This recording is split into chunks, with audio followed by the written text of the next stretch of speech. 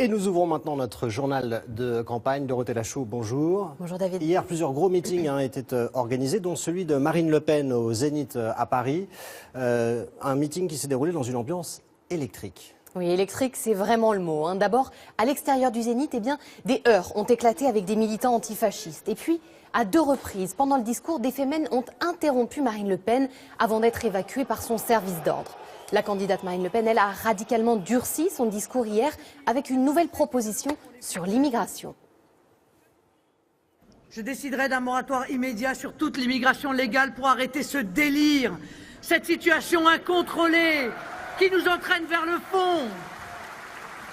Un moratoire pour faire le point de la situation, avant de mettre en place de nouvelles règles et une nouvelle régulation beaucoup plus drastique, plus raisonnable, plus humaine, plus gérable.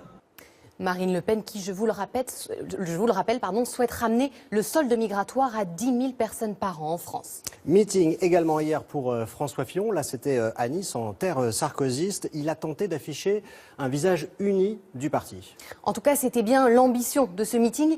Mais la photo de famille a été un peu gâchée hier puisque Christian Estrosi a essuyé les sifflets des militants.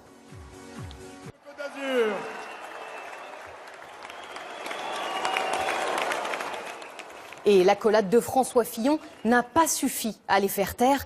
Beaucoup de militants ne pardonnent pas au président de la région PACA de s'être affiché aux côtés d'Emmanuel Macron il y a quelques jours seulement. Alors c'est vrai, l'unité est un vrai défi pour le candidat Les Républicains qui souhaite gouverner, on le sait maintenant, avec tous les différents courants de la droite. François Fillon l'a dit très clairement ce matin, sa majorité ira de François Baroin à Sens commun. Alors en intégrant cette association conservatrice issue de la Manif pour tous, François Fillon place le curseur très à droite et vient même chasser sur le territoire de Marine Le Pen.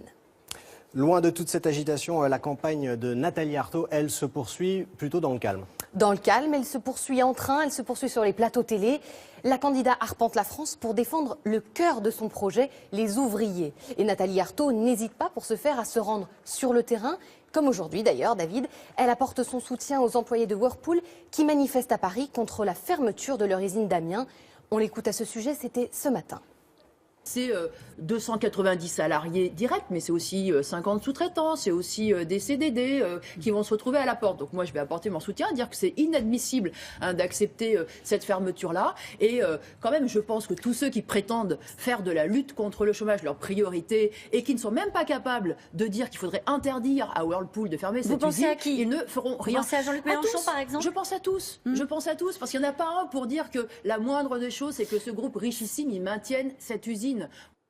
Nathalie Arthaud qui sera en meeting à Lille demain soir, son dernier meeting avant le premier tour. Et en meeting, justement, certains candidats en profitent pour s'afficher avec des personnalités connues. Mais cette année, Dorothée, on est quand même très loin de l'enthousiasme artistique de 2012. C'est effectivement beaucoup plus timide cette année. Emmanuel Macron reste le candidat qui rassemble le plus de personnalités. À Bercy hier, il était entouré par des chanteuses, Line Renaud ou encore Catherine Lara, mais aussi par le mathématicien Cédric Villani, ici sur la droite. Et puis, je vous le rappelle, le chanteur Renaud a lui aussi donné son soutien au candidat d'En Marche. Chez Marine Le Pen, c'est Franck Delapersonne qui chauffe les salles avant les meetings de Marine Le Pen. Le comédien vient même d'être investi pour les législatives par le Front National. Du côté de Jean-Luc Mélenchon, on retrouve des artistes comme le chanteur Bernard Lavilliers qui, lui, se retrouve bien dans une certaine idée de la France insoumise. Et puis enfin, l'actrice Juliette Binoche, elle, a avoué avoir un petit faible pour Benoît Hamon. Mais c'est une des rares à avoir fait ce choix, David.